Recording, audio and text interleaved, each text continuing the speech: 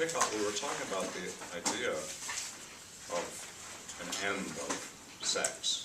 And I want to make sure that we're understanding that correctly and then say a little something by way of modifying it. So one thought was just that a certain way of thinking about sex had come to an end. That's a different way of putting it, right? It's not that there's nothing to write under the term sex in our lives. It's rather that it doesn't have the same kind of significance that it did. I'd give you a little way to think about it. So once upon a time in Japan, it was, you couldn't see the nape. The nape of a woman's neck was hidden. You couldn't see the nape of her neck. And as a result, there was an extraordinary interest in the napes of women's necks, right? Everybody wanted to see, right? So when you hide something, or veil it, or occlude it, you create a desire to see what's behind the veil. And so but when you take the veil away, it loses that sort of hidden, the sort of sense that there must be something to see there that you want to see, but it's hidden from you. And you can pretty much do that with anything. That is, just what part of the body is the big turn-on can be switched around. Think of ankles, long skirts hiding ankles, knees, right? Which part, a big skirt to hide the shape of the lower parts of you, right? These can all be.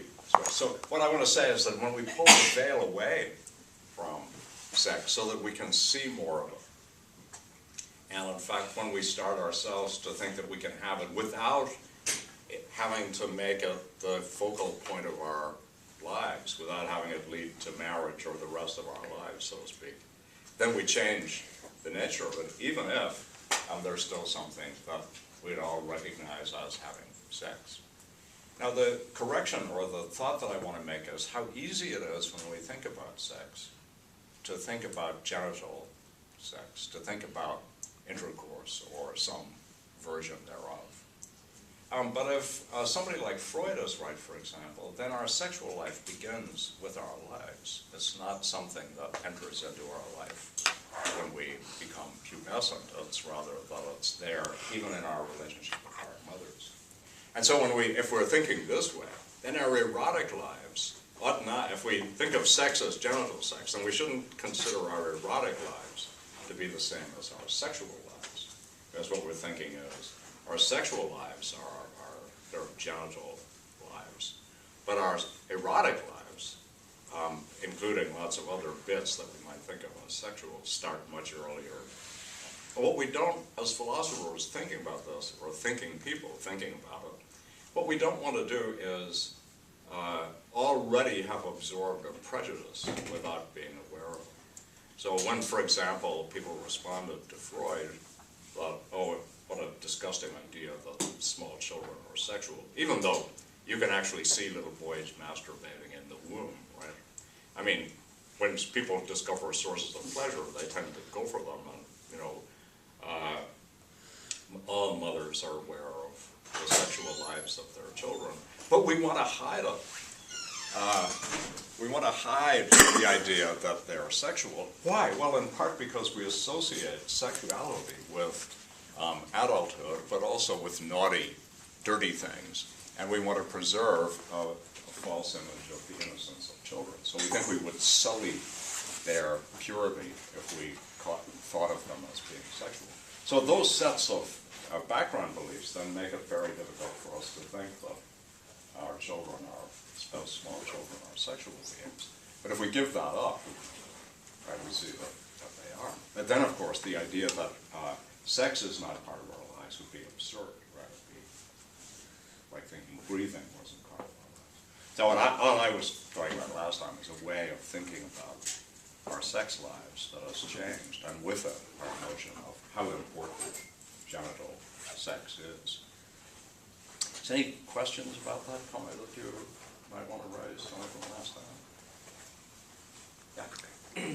Yeah, I think And this is more just from personal experience. Like I remember, like when I was first introduced to Freud in like my AP Psych class, it was like you get this really cheesy, like, oh, all you're thinking about is like the physical act of sex with everyone. I think like that like cultural understanding of it does a disservice, like what Freud is getting at. It's just like, important to say, I think, which is that like it's like its drive towards something, towards like either like the internalization of something that's been like thrust out of the ego, or like an attraction to like have some kind of relation with something else. It's not just like, oh, I look at like a tree and I want to have sex with it, or like. Well, that's certainly right.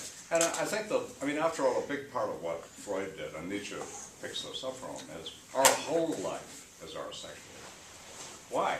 Because everything that we are involved with in a desirous kind of way.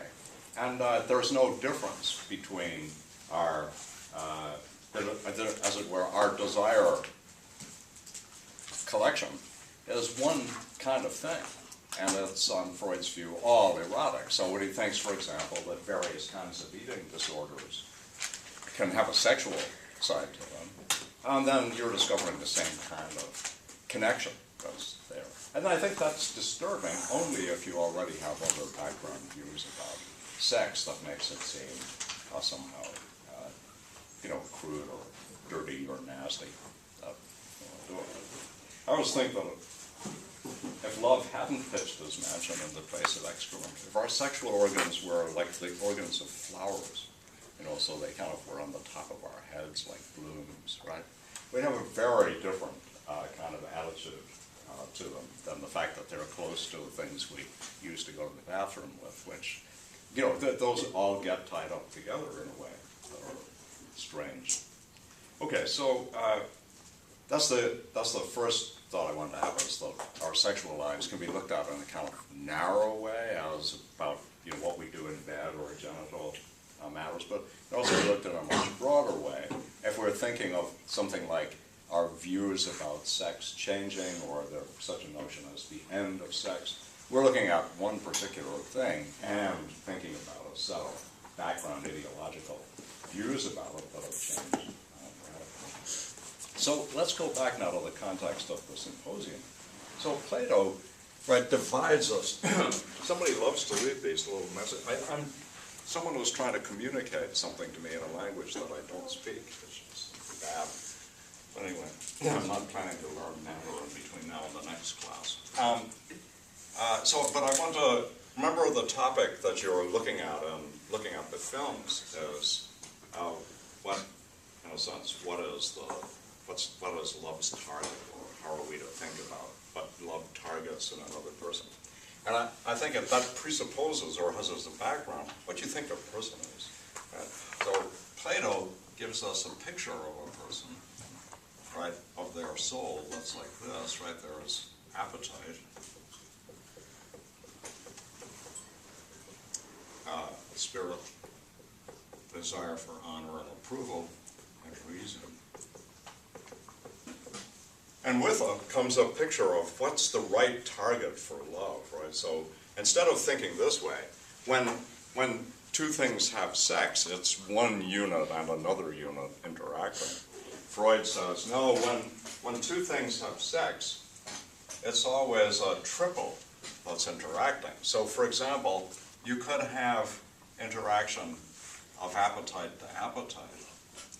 You could have interaction of spirit to spirit. You could have interaction of, and then of course you can mix them all up, right? Or you just, so for example, when two people are actually engaged in what we would call intercourse, right? Genital intercourse.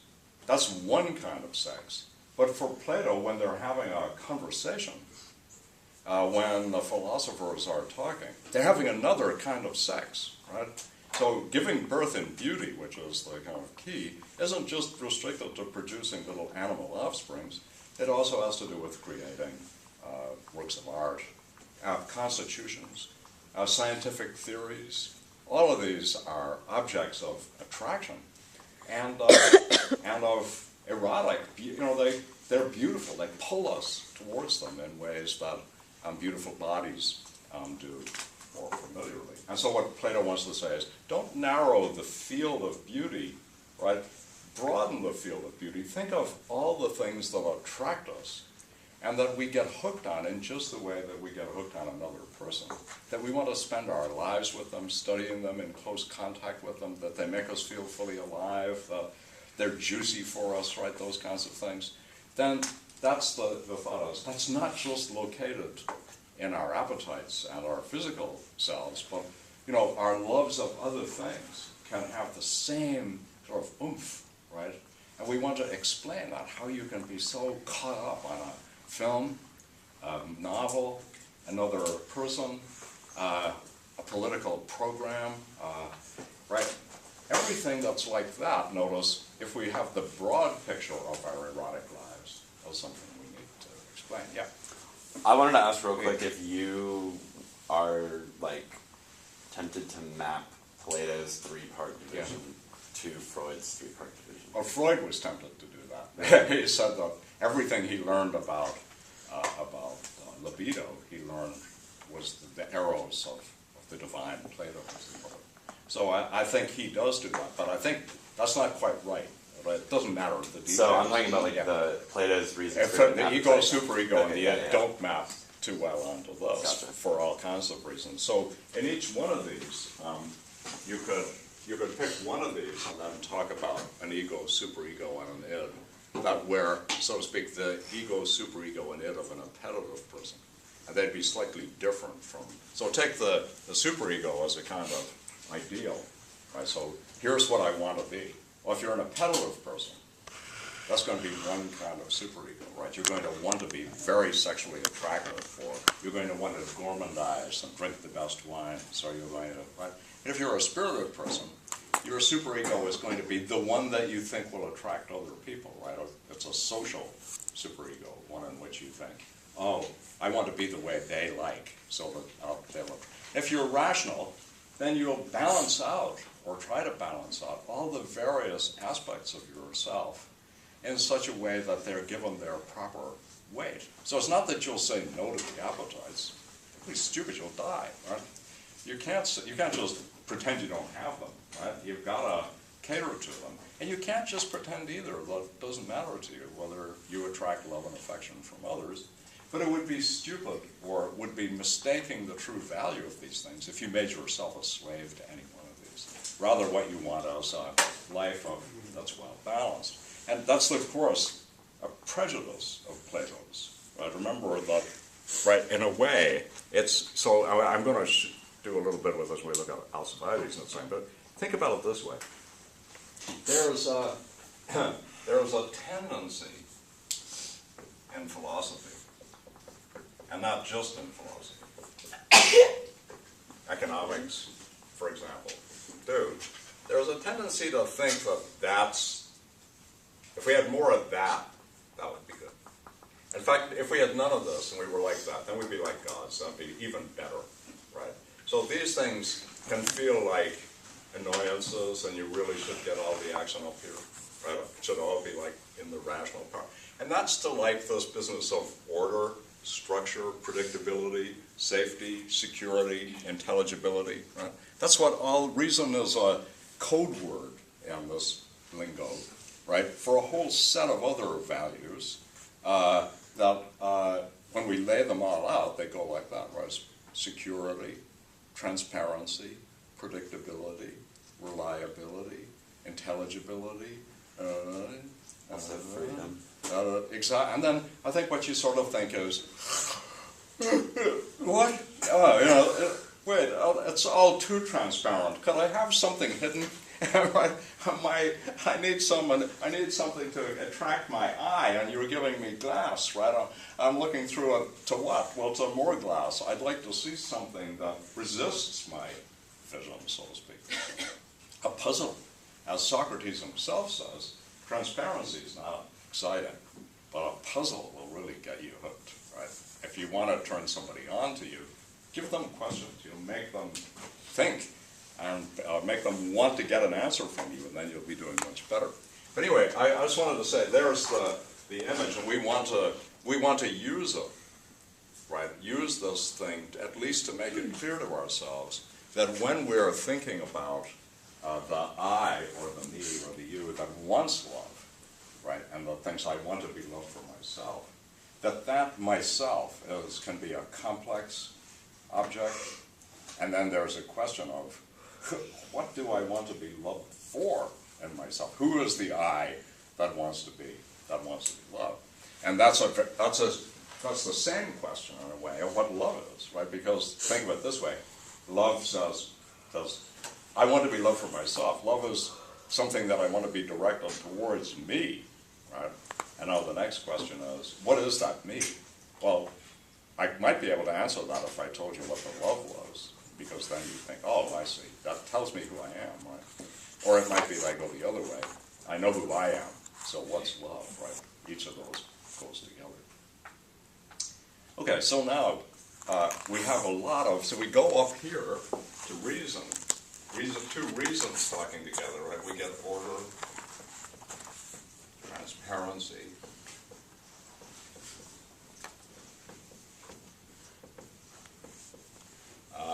predictability,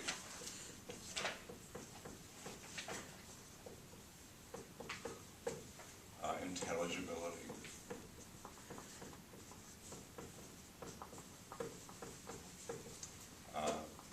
safety,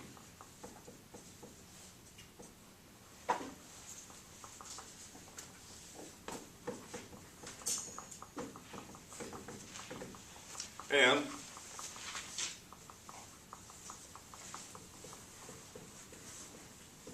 risk aversion, boredom, ennui,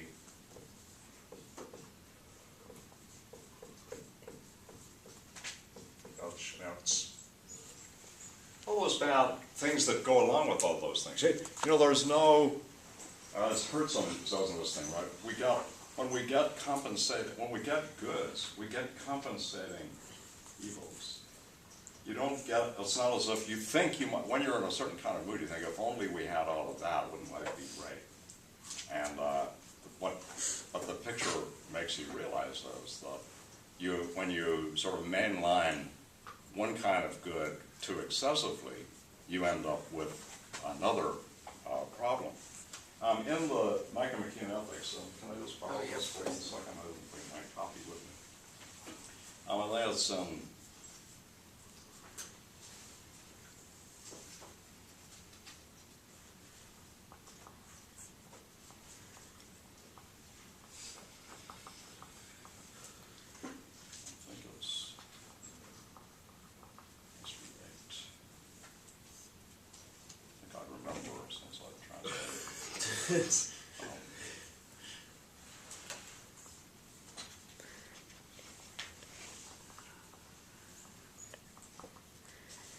I'll have to look on this account, put my finger right on it. But it's, oh no, it's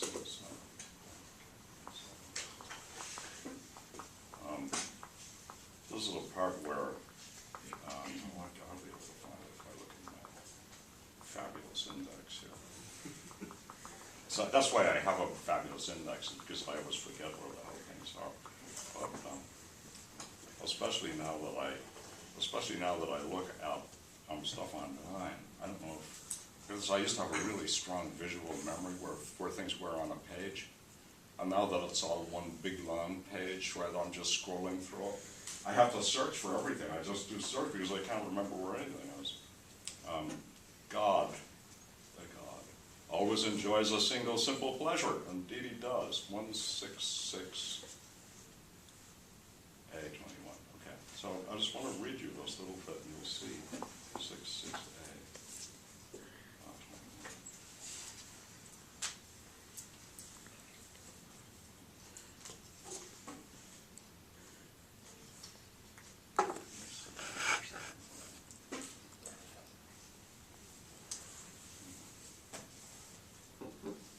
Oh, hell. I'll find it. So here's the story. I'll tell you what it is. It's this. Aristotle says it's a failing of ours, unlike God, that we need excitement, change, and so on. God can think the same thing all the time, doesn't need change, always, right? But we're creatures who, we need variety. We actually get bored, and it's not just simply that we get tired of something. It's rather that we actually get bored by it and we need a change. And that's represented as a failing of ours. You have to think about it that way. Whenever you see something like that, what you have to think is, why would anybody think that? But not being able to just keep your mind focused on one thing all the time and never need any change is actually a defect. So when we realize this, that these things for us have a downside. Maybe if we're a god, we can just think about one thing all the time. But we find ourselves getting bored. We need excitement, change, right? And that's the pole. So if we looked at the doctrine from within the symposium, right? So we're reading Diotima. Remember, Plato never speaks, right? You hear interlocutors speak, but Plato doesn't come and say, okay, now I'm going to tell you what I think about love, right? Instead, he distributes views and lets you see them in action. You decide, where are you going to come down on this, right? That's the thought. So if we looked at the doctrine, the sort of doctrine of Diotima,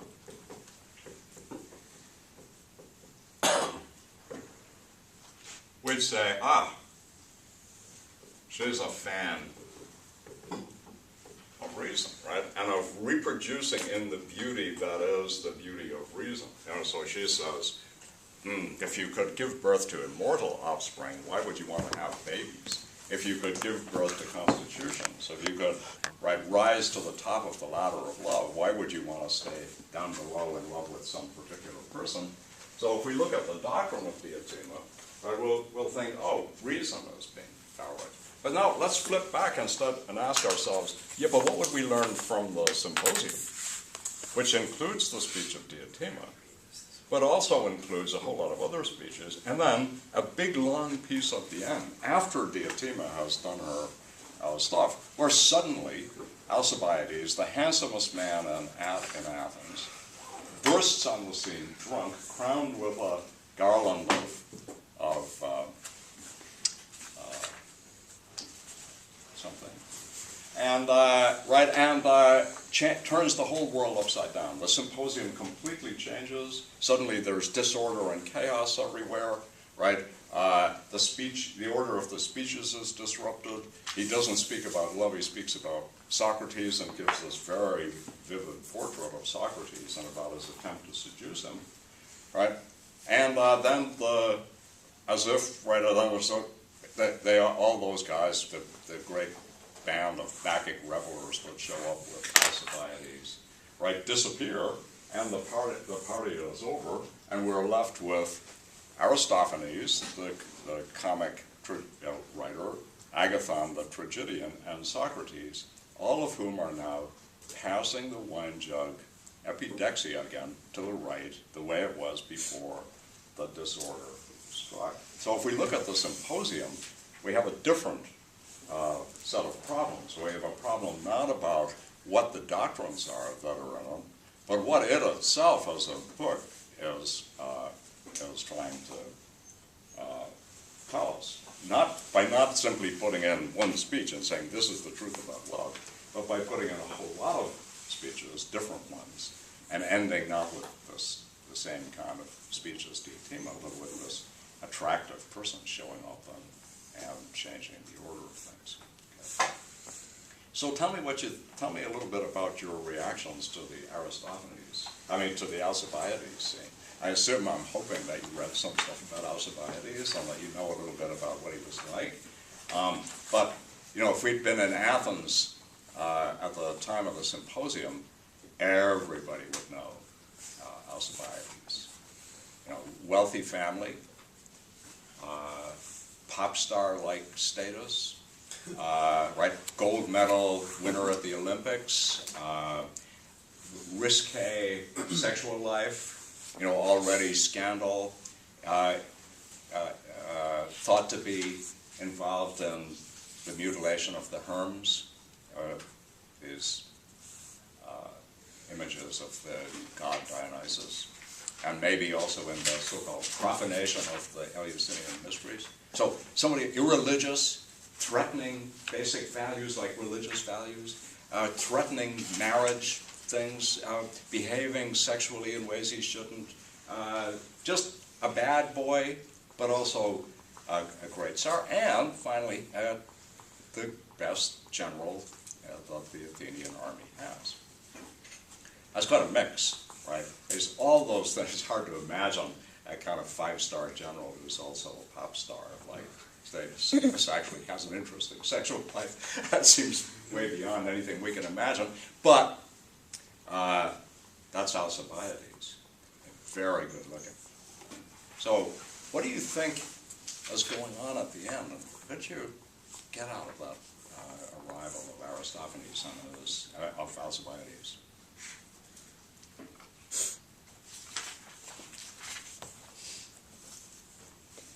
It seems like it really, in the context of this, it sort of challenges the extent to which Socrates interacts with love in a rational way. Maybe not, maybe he does himself, but like his love affairs are more complex than just the love of beauty. There is like jealousy and desire. Yeah. So do you think that, so when you read about how Alcibiades tells us about his interaction with Socrates, you think that that shows us that Socrates' views about love are, or his embodiment of it anyway, are not as rational as you might think. Is that the idea? Well, it kind of seems like, and I could be wrong on this, Yeah. but maybe Socrates really can, because he's sort of this Yeah. like mythical Yeah. character in this sense. Yeah. Like maybe he really can love almost entirely rationally, Yeah. but it's not as if love that he is involved in Yeah. is always that way. So he could So, believe I in mean, this. so he's an object of irrational love, Mm-hmm. though himself a preacher of rational love. Would that come close? Yeah. So, if that's right, though, right, there's something. How would you put it? Something like this. So, in a way, this is how the symposium starts, right? Socrates attracts the love of others, right? But not always to the thing he wants to attract them to. So, in a way, the others want to hear these great stories about Socrates, right? They don't want to live the life Socrates lived, except in superficial ways, like wearing an old toga and so on. They don't actually want to spend their lives down in the agora cross-examining people, right? So they want the superficial aspects of Socrates, not the real thing. And that's a puzzle about love, which we all understand, right? That the attractor, the blue feet, can be a poor guide to the next set of stages. So the first things, the things that say, come on, right? The come on part may not be a very good guide or may not be well connected to the other things that you are looking for. So you may fail to find the true object of your love if you go for one of the superficial aspects, the attractor. So part of what you're responding to, I think, is it looks like Alcibiades too. So we might want to, if we were being careful, right, we want to look at all the different characters that appear and the way that they're attracted to Socrates and what they're attracted to him for. If you were to ask that question of Alcibiades, what in Socrates attracts Alcibiades? He tells us a pile of stuff about it, but it's a curious question. Here he is, rich, powerful, beautiful. Socrates is old, ugly, poor. It's not a marriage made in heaven, you would think. What is it that Alcibiades finds so attractive about Socrates?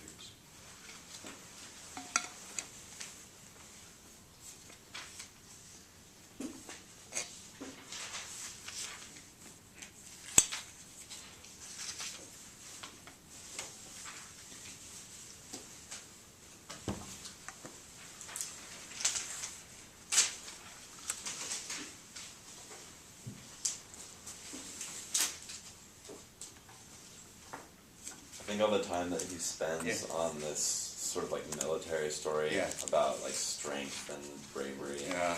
that has a lot to do with it. But and like we read this, it was on the syllabus Yeah. a couple of days ago. Yeah. But I think that obviously there's a lot about wisdom and knowledge Yeah. wrapped up in there too. But Yeah, look, I mean, so there are two parts, right? One is the thought of the portrait of Socrates that's presented, which is presented to us as an attractive portrait. And one side of that involves the kind of toughness or, hard-headedness that Socrates exhibits even on the field of battle, right? And the fact that he doesn't seem to feel the cold, that he can drink everybody under the table, but he never gets drunk, right? These are good tricks, but hard to master. Yeah, so that those are part of it, right? The self-security, the kind of sense that, he is impervious to certain sorts of things. And then the wisdom part. Yeah, you were going to say. I was going to say, the part where he says Yeah. Socrates is the only man in the world who has made me feel shame. Yeah. It's Yes. tied to that. Yeah, so we've had that notion appear for us before, right? But earlier in the symposium we we talked about it, right? Which is that when you really want the approval of someone, they're doing something that earns their disapproval comes with a further cost, right? Yeah. Okay, so you're the only person who has ever made me feel shame, right? And actually it goes a bit more like this. Me, excuse me, we're talking about me, Alcibiades, right? He made me feel ashamed of my life, right? It was a big part of thought that this is not just some guy off the street who's being made to feel that maybe he's not living the right way, but somebody who, from another perspective, would be looked at as someone who lives the most successful life possible. You hear many notes of that sort of Donald Trump's speeches, right? As the sort of, I'm the president of the United States, and you're not. Right there, there's a kind of a little bit of that, right, where you think, well, it probably would be good for him to run into Socrates and feel ashamed, but it's not likely to happen anytime soon. But that's the thought, right, which is there's that, in order to get me to change my life, some energy has to enter into it that makes me dissatisfied, and you feel that's one of the things that Socrates does. Then there's the wisdom stuff, and how does that go? That goes. There's quite a bit about this. Remember, it comes up with this notion of the little statues of the gods, the gold statues that are inside Socrates and inside his speeches. That he's the only speaker really worth listening to, right? Everybody else just goes on and on, but in Socrates and in his speeches, there's something. These agalmata, little votive images of the gods. And there's a beautiful image, right? Like a Russian doll, inside which there are these little images, which are themselves, I suspect, little images of Socrates, right? They're little images of virtue as embodied or something like that in Socrates. So it kind of fits together with your first thought, but, out on the battlefield or in person. There's something attractive about someone who's not afraid, who doesn't, get overcome by his appetites, who's got a lot of self-control, as we say. Yeah. So can we talk a little bit about those images or votive, observable divine or semi-divine statues of the gods? Do you remember how that plays out? And so maybe we could look at the seduction scene, where Socrates tries to seduce Alcibiades. Let's just take a look at it. It's a hard scene for us to read correctly, but because we don't have the same attitudes to sex as the people around him do. But remember what happens. So what you'd have to think of this as a proper Victorian wife or woman inviting a man into her bedroom and then offering herself So we'd have to sort of think, this is not what Alcibiades was supposed to be doing, right? The norms of pederastic love in Athens say it's the older man who's supposed to be doing the seducing. The boy is supposed to, pretend that he's not interested, just as a Victorian woman was encouraged to close her eyes and think of the British Empire, right? The thought was, you're not supposed to be enjoying this, so don't think that you should be, right? And that's part of the ideology that Alcibiades is turning upside down. So it's a long description of the seduction scene. He gets in bed with Socrates. He wraps himself around Socrates. And what happens?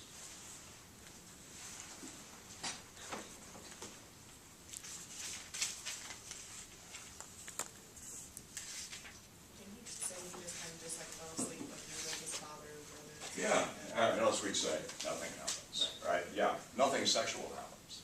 So in a way, it's like the drinking and the battlefield. He's not seduced by the warm body, even though the warm body is there right next to his for the taking. But he has a story.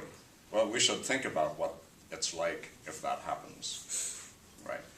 So I want to hold on. What would that be like if you were to do that? And then the next thing I want to ask is, Socrates has a backstory. He has a story about why he doesn't give in to Alcibiades. So it's not just that he doesn't. He explains why he doesn't. Do you remember what the explanation is? It has to do with those statues again.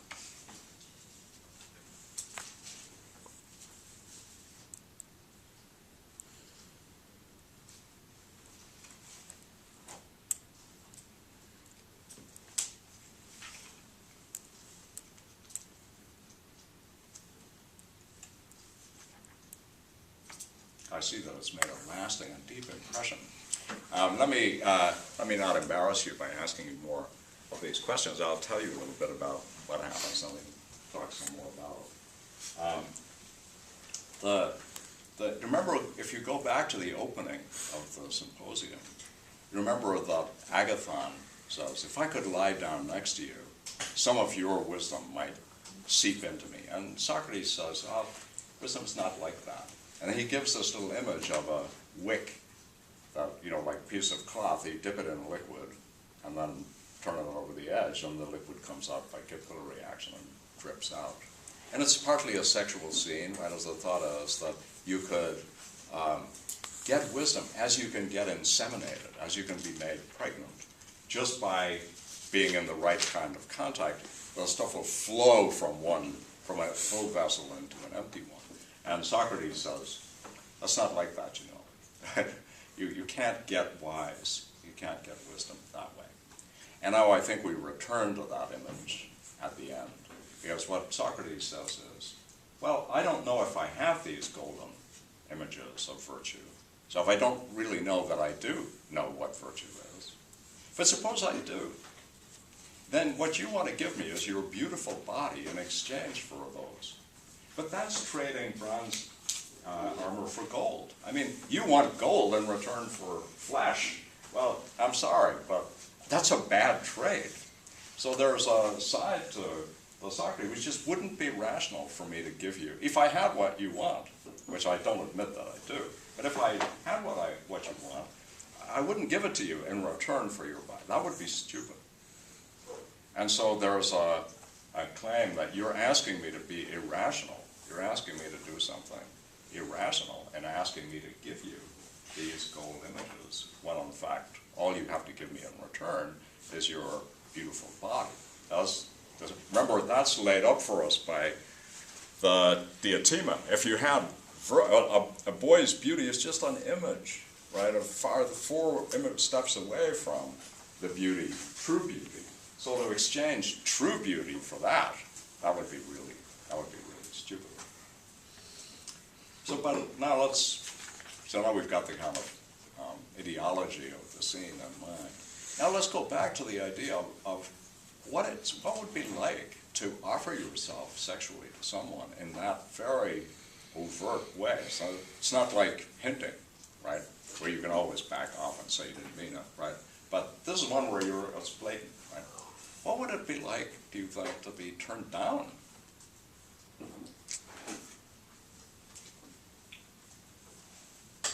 Well, I speak for myself. I would not like it.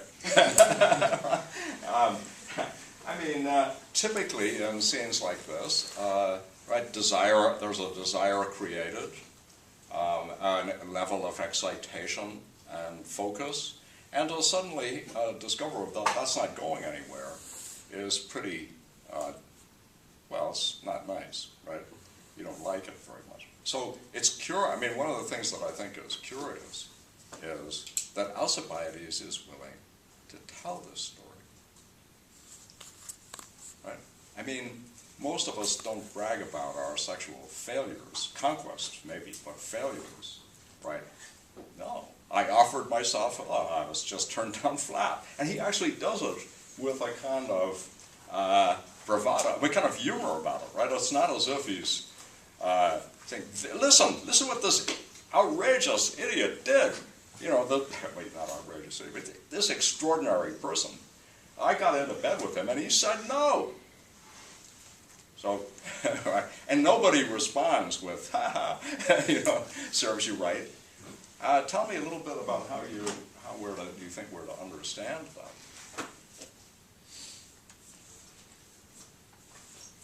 Yeah. It really is sort of this awkward, uncomfortable Yeah. story. Alcibiades is coming in and it's just pure desperation Yeah. almost. Yeah. And Socrates and Agathon even discuss, I think he's trying to make it so that Agathon does not sort of allow all of Socrates' Yeah. efforts and, pursual of him, Yeah. and that he won't give into it.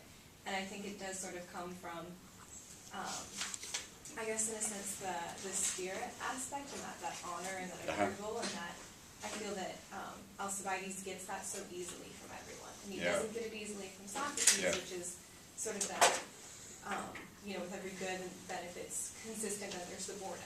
Yeah. So he doesn't have that boredom, but then there's the risk, and then there's the rejection. And so if he can't even have Socrates, then, Agathon shouldn't be able to either. So you think it's kind of competitive? So the thought is, listen, buddy, he wouldn't sleep with me. What do you think the chances are of him sleeping with you? Right, is that I think the he picture? wants to communicate that Uh-huh. and they do sort of suggest that he's trying to communicate that, but he won't ever admit to it because I don't think he wants to come off as Uh-huh. that. So here's a problem that I have with this way of looking at it. Here's Alcibiades, right? And Alcibiades has lots of honor, right? Everybody's after Alcibiades. They all just think he's the greatest thing, right? And in a way, he's got that sort of self-presence, right? He arrives drunk, doesn't bother him, right? He brings flute girls. Everything revolves around him as soon as he arrives. Who's going to sit where? That's all. It's about him. He changes whether he's going to give a speech about love. He's not going to do as he's told. He does what he likes. Talks about Socrates instead about love in general. And one thought you could have, right, is, so your thought was, well, look, he's communicating something to Agathon. But he's communicating something to us, too, right? Not just to Agathon. And what does he communicate to us, do you think? I think that what he's communicating is about that, the spirit and the honor.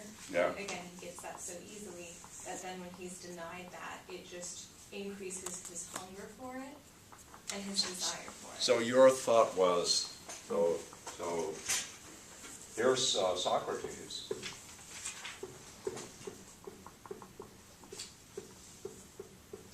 And you think that he wants, he's got a desire, there's a desire for honor, approval, right? Mhm.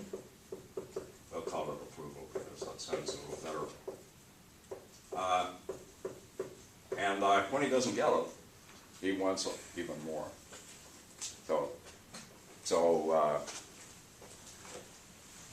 Tell me now, when I backtrack, right, I say, okay, but now, how is his telling this the story of his own sexual defeat playing into that desire. So how is it that we're to understand his being willing to tell us the story of a failure of his? How is that, what role, how do you see that? I mean, he could have done this just with Socrates. He doesn't have to tell anybody, right? He could think, damn it, I'm going to get him, right? And I'll try again, or I'll just hang out with him. So maybe a different one to look at is there, he tells us himself about another desire. So why doesn't he just keep hanging out with Socrates, eager to try to get the wisdom that's inside him, realizing he can't get it sexually, but he's going to get it another way? What makes him not do that? I mean, after all, if he's so hot for Socrates, why not just keep trying, or keep trying in other ways, or whatever? And why tell everyone about it? I don't have an answer. Yeah, those are harder questions. But look at the second one for a second. He tells us himself why it is that he doesn't just simply hang out with Socrates. There's something else that pulls him away.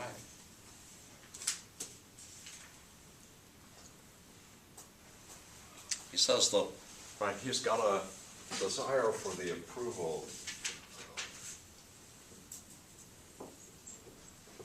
of the crowd.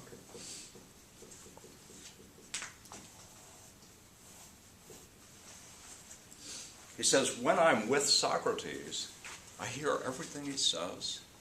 I listen to him. I know that my life, I shall change it. I feel ashamed.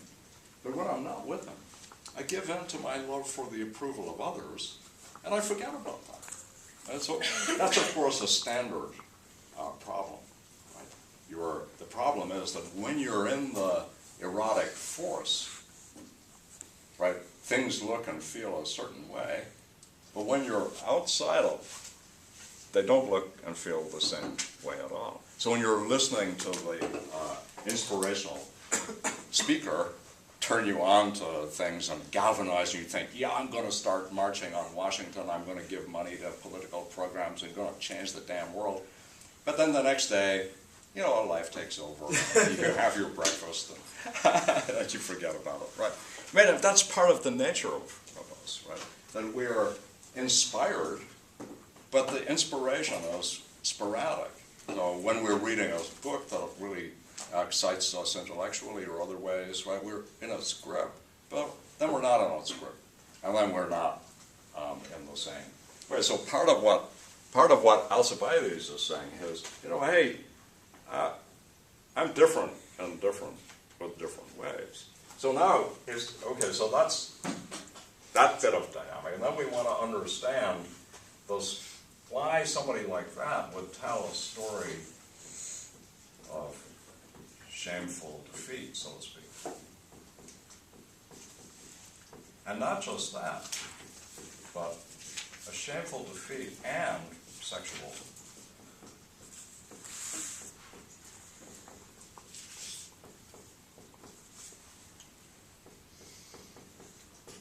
Sexual impropriety. I mean, so remember that it's not just this. It's not just this. You know, I had a fencing match with Socrates, and he beat me.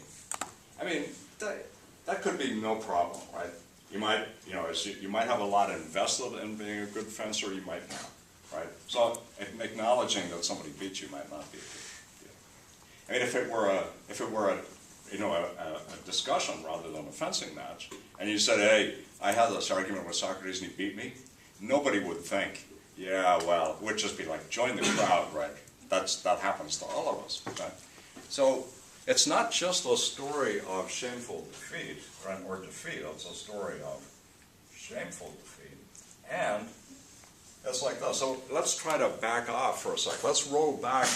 Suppose we were having this class in 1963. And so this was before it was okay to be gay, openly gay. It was before that. So I tell you a story about my attempt to seduce a boy, right? So I say, there's this really hot 18-year-old male student. Man, he was you know, I just had to have him. So I invited him over for dinner, I gave him a couple of glasses of wine, I got in bed with him, I took all my clothes off, I got in bed with him, and you know what? He turned me down. Now notice that the action for you would not be on the "he turned me down" part. It would be on the first part. You took an 18-year-old student into bed, a guy, and you gave him alcohol. Right. So Socrates, right? That's where the oomph would be, and in a way, that's where it is. That's where we should hear it with Aristophanes too. He's saying, right? I did something we're not supposed to do yet. It's supposed to be the older guys who chase us. That's one. The other is that he's not 18. He shouldn't be wanting to get in bed with older men, even if he initiates. His beard is already grown. He's too old for this. He should be playing the male role. So it's a bit as if I were to, now changing it around, I took this 18-year-old boy to bed, and I was hoping he would screw me. Now I want to be the passive partner of a younger boy. It's all awful, right? On every front. I'm sort of exhibiting too many things that everybody should, hear really negative. So now, suppose, just imagine that's it. Here we are at 63. I've just told you this. What would you think about me telling you that? What would you think? So tell me, what would you think?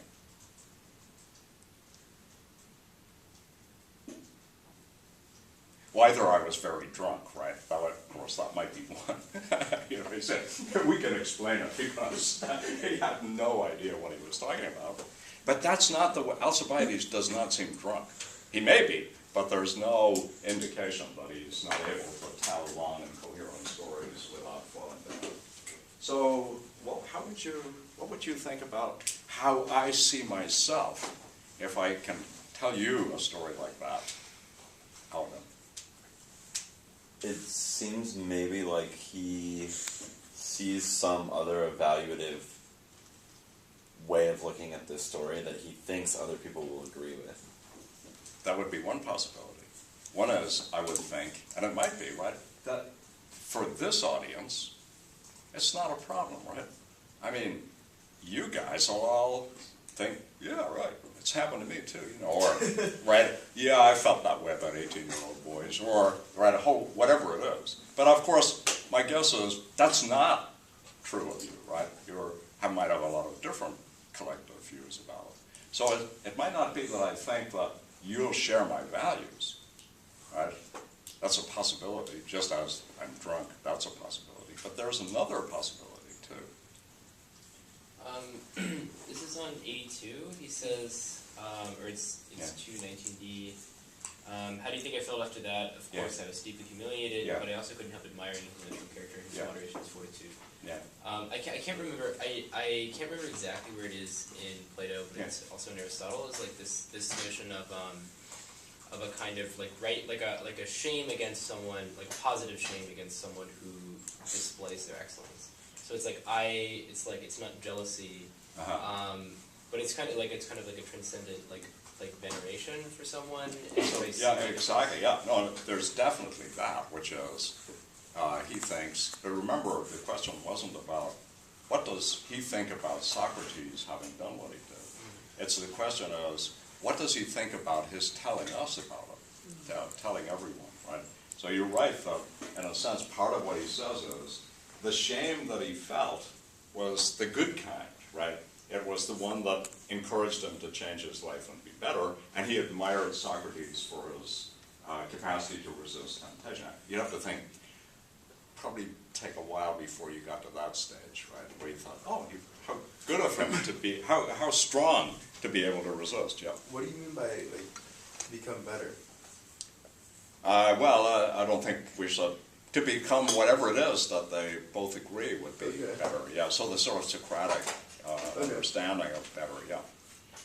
But why, so tell me again, just try to make it vivid to yourself, right? So somebody tells you something that under normal circumstances would be prejudicial, seriously prejudicial. They could lose their job, they could But they tell you. But they tell a whole big bunch of very people just casually brought together.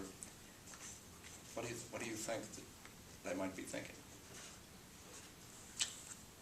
I feel like they either would sort of have no regard for those social norms and think that they're stupid or unimportant, but if they acknowledge how taboo Yeah. what they attempted was, Yep.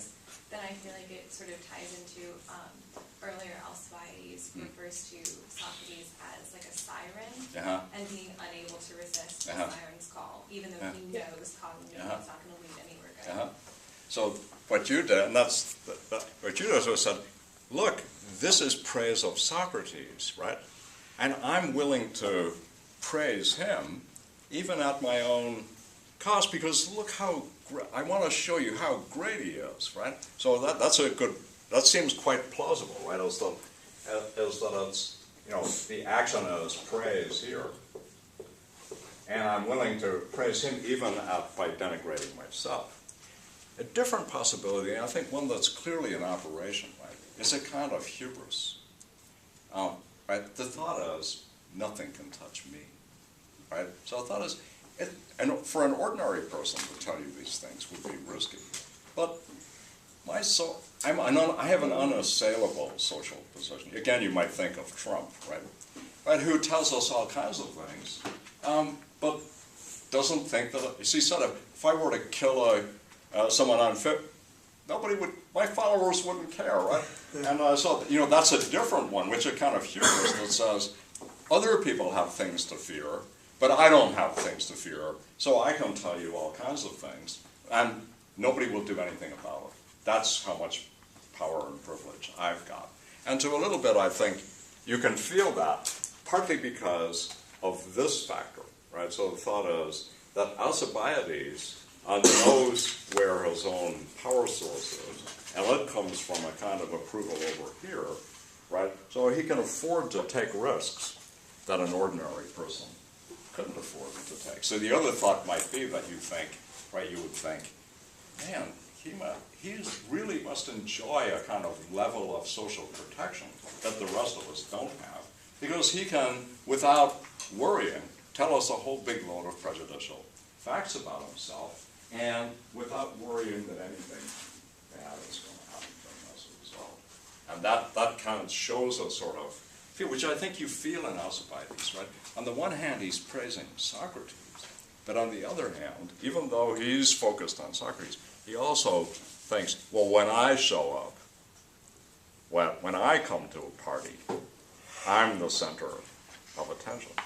And you can feel it in the way he acts and what he does, that, he's very confident that nobody is going to say, oh, sit down, shut up. Or, you did that, you're shameless, we don't want to be seen with you, get up. Nothing like that happens, right? And even though, as I say, pretty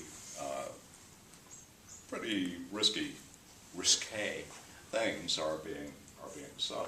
So we're getting a feel for Alcibiades, right? But we're also getting a feel, so now I want to back off to a different thought. So there he is, he's telling all these people this stuff.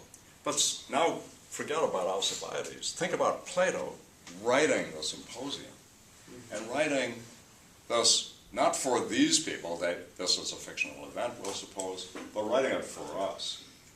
So tell me, when you read the Alcibiades section, what was your reaction? You just read Diotima, and now you get, it happens almost like that. Suddenly there's loud knocking on the door, Alcibiades shows up, this wreath of violets. What was your own reaction when you were reading that? Maybe you could just chart it in the level of interest and maybe it was equally uninterested the whole time, but yeah, I didn't even notice. Was there any, do you remember what your reaction was? Yeah. It seemed kind of like a proof of Diotima in a way, because she says giving birth and beauty is more important than just genital sex, which is just like a basic animal thing.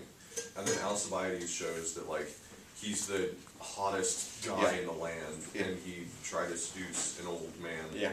And the old man's biggest virtue is his mind, and Yeah. the mind is what won out. Yeah, yeah.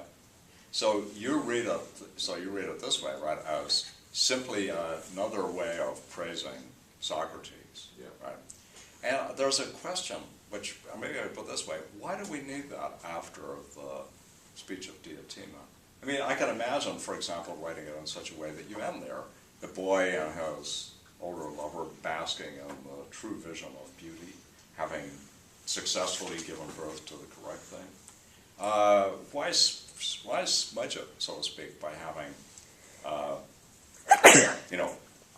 the Alcibiades scene come at the end, and here we are, calmly reflecting on the beauty. We've almost climbed the ladder ourselves, right?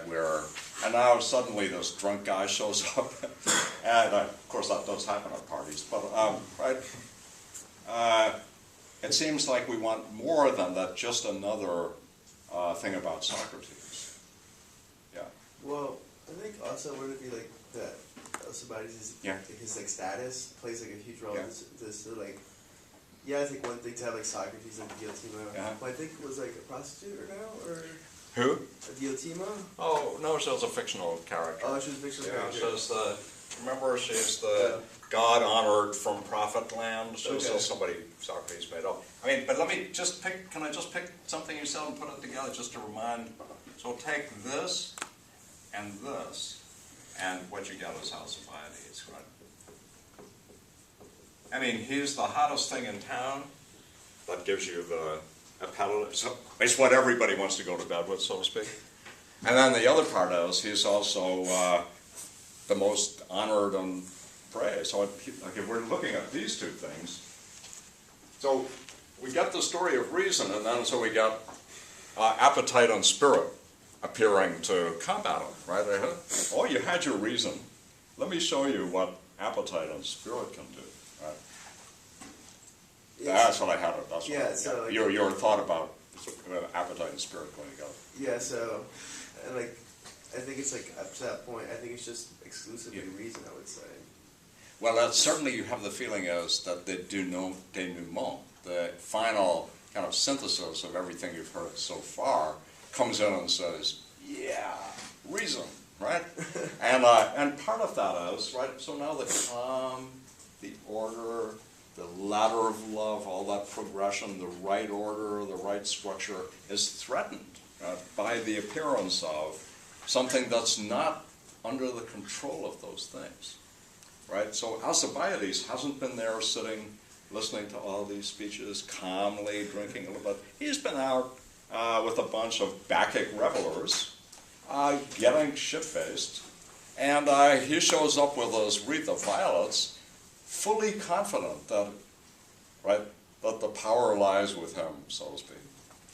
And then he runs in, my nemesis, Socrates, who reminds him, right, of all those great New Year's resolutions he made, right, and also arouses in him this story.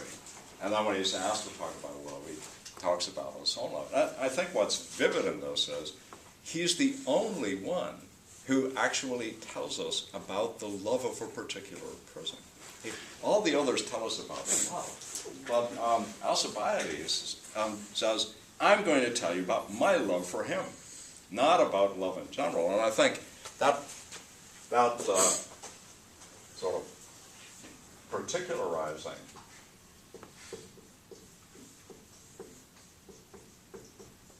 side of it is important too. Look, you know, we've had this windy theory, so to speak, about climbing ladders and doing all kinds of stuff. That's not very vivid, but now we get a vivid love story told by one of the participants in praise of not a abstract thing, but the beloved, the one who's loved. Right? That's quite a switcheroo.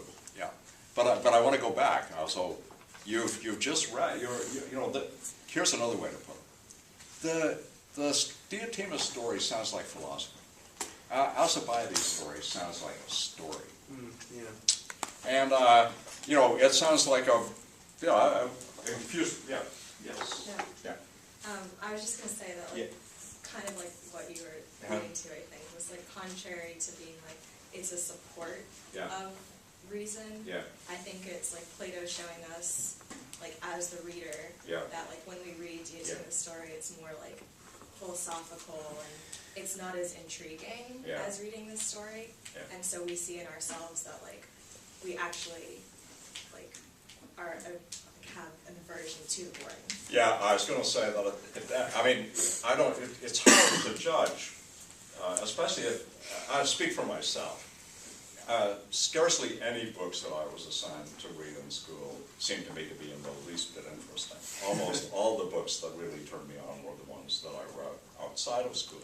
So in a way, you know, you might say that when a book is presented to you under the guise of education, your excitement level goes down because you think, would they really give, the kinds of stuff they want us to read is typically not the stuff we want to